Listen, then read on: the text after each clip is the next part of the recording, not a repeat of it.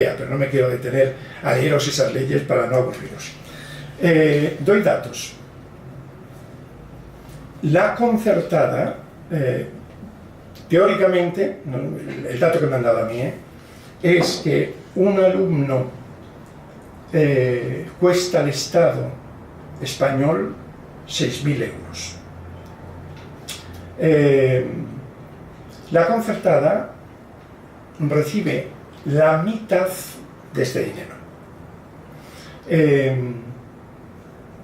No obstante, a la concertada se le exige tener los mismos servicios que se tienen en la estatal, pero no se le da todo el dinero para que pueda hacer frente a estos gastos. Me parece un tratamiento injusto, o al menos no totalmente equitativo. Para poder realmente favorecer que los padres puedan elegir, deberían no tener que pagar un plus, como la mayoría lo tienen. Dicho sea de paso, hoy en muchas autonomías, tengo referencia pero no me interesa ahora enumerar, hay un sistema un poco policial de ir a la caza y captura de las escuelas concertadas que piden una ayuda o piden una colaboración más allá de lo que paga el Estado, porque dicen que tiene que ser totalmente gratis, y es verdad, lo que pasa es que no están en el mismo trato de igualdad con la estatal. Es claro que con estos, digamos, recortes, por decir un dato, ¿sabéis cuánto se ahorra el Estado sosteniendo la escuela concertada? 4.148.000 millones de euros al año, que es una borrada. Entiendo que si liquidan a la concertada, no sé dónde van a sacar todo ese dinero del Estado, pero bueno. Hay una cuestión que es interesante y que ya la había introducido José Luis. Hoy no pocos políticos, luego si en las preguntas salen, diré lo que piensa cada partido político según lo que ha expresado, claro, lo que han expresado ellos, pero tanto en Ciudadanos como en el PSOE, sobre todo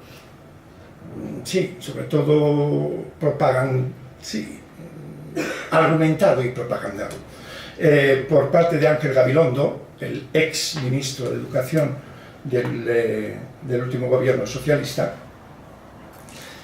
Hay una comprensión de la concertada donde no es para respetar la libertad de educación y el derecho de los padres a educar a sus hijos como quieran. Algo, insisto, que está reconocido en nuestra Constitución en el artículo 27. Ángel Gabilondo argumenta diciendo que la concertada hay que respetarla en tanto en cuanto la estatal no llegue a crear puestos de trabajo o a ofertar esos puestos de educación. Pero en el momento en que la estatal pueda cubrirlos, la concertada tiene que ser liquidada. Con todo respeto, ha entendido el concepto de subsidiariedad al contrario. El Estado tiene que ser subsidiario de la iniciativa social. No la iniciativa social tiene que ser subsidiaria del Estado. Esto está siendo difundido y propuesto, pero a mi modo de ver, si se impone esto, es claramente algo que va contra lo afirmado en la Constitución. Que el Estado tiene que vigilar y tiene que favorecer la educación, que está afirmada también en la Constitución, por supuesto.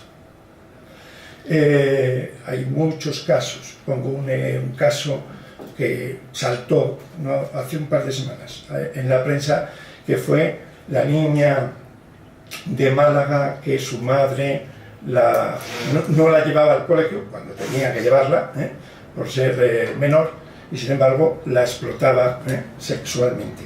Que el Estado intervenga en estos casos o en otros es fundamental, porque tiene que haber educación para todos. Pero no tiene por qué él ser el único sujeto de la propuesta educativa. La propuesta educativa corresponde sobre todo a padres y a los profesores que eligen los padres.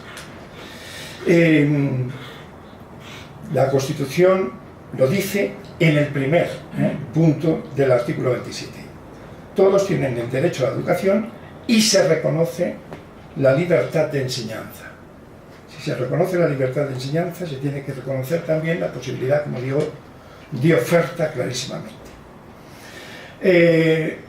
Uno de los argumentos que se dicen es que Europa no tiene la enseñanza, la oferta de la enseñanza religiosa dentro de la escuela. Esto es mentira. Solamente hay una excepción muy clara, la más significativa, Francia.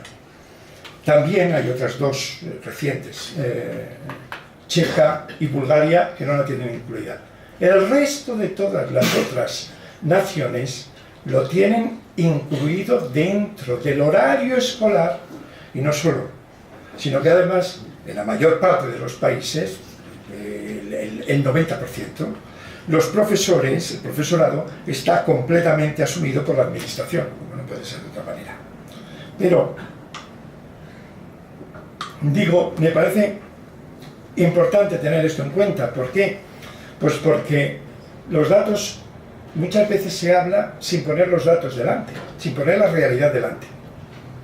Y se inventan, apoyando una teoría o una ideología.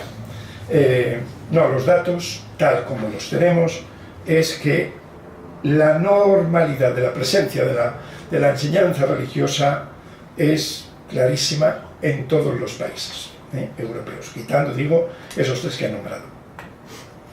Es interesante también otra cosa, porque es cierto que la enseñanza es fundamental, la enseñanza religiosa. ¿Por qué? No solo por lo que he dicho antes, sino por una cultura. O sea, yo recuerdo, fui hace ya bastantes años profesor en la Complutense. Y en una de las conversaciones, estaba en la Facultad de Historia en la Complu. Y en una de las conversaciones con el decano, hace ya muchos años, él explicaba arte. Y me decía, qué desastre, explico los cuadros y la gente no sabe lo que representan. Pongo la representación del pecado original y en los exámenes pone la diapositiva, en aquella época se ponía la diapositiva, y pido un comentario. Y el comentario que a veces me encuentro es, mujer que coge manzana de un árbol y la da a un hombre, los dos desnudos. Sin más. No tenían ni idea, ¿no? Y junto con este ejemplo me iba poniendo otros. Es verdad que no conocer nuestra cultura es un empobrecimiento bestial, de todo punto de vista. Pero no solo, la dimensión religiosa bien educada favorece clarísimamente una solidaridad, una convivencia. Bastaría ver unos cuantos datos, ¿no?, de estas instituciones nacidas dentro de las distintas religiones, no solo la católica, que están continuamente en una disponibilidad de ayuda a todos los necesitados. Se suele apelar, porque es verdad, en la Constitución se dice, ninguna confesión tendrá carácter estatal. Los poderes públicos tendrán en cuenta las creencias religiosas de la sociedad española y mantendrán las consiguientes relaciones de cooperación con la Iglesia Católica y las demás confesiones, en el artículo 16. En los discursos se suele apelar a esto para decir la Iglesia no tenía nada que ver, el sujeto, digamos, eclesial no tiene que estar, la fe es una cuestión privada y no tiene que estar dentro del campo de la escuela. Aquí hay una confusión. Una cosa que es que el Estado sea confesional, que es lo que dice, y otra cosa es que sea laicista. El Estado, la Constitución no dice que el Estado sea laicista, ni laico, no usa ni esta palabra. Afirmar que la dimensión religiosa de las personas, que por otra parte en este artículo está claramente reconocido, no tiene derecho de ciudadanía, me parece que es un atropello clarísimo a las personas y a las instituciones religiosas. Quiero concluir, para que haya diálogo, haciendo mención, por lo que tomaba al inicio, de que la propuesta educativa integral ayuda a vivir, y ayuda a vivir en todas las circunstancias de la vida. Yo no sé si me vais a perdonar que cite de nuevo otro caso vinculado a la Shoah, pero es normal, yo tengo muy buena relación y vinculación al mundo judío y por lo tanto conozco esto. Hay un personaje que a mí me admiro porque se descubrieron sus diarios después de muerta, Etty Hillesum, que es una mujer de los Países Bajos, lingüista, era una especialista de las lenguas eslavas, psicóloga, bueno, una intelectual.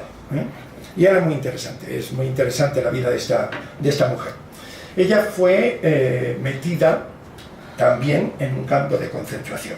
Y en ese diario, ella acabó en el campo de concentración de Auschwitz, más famoso que otros.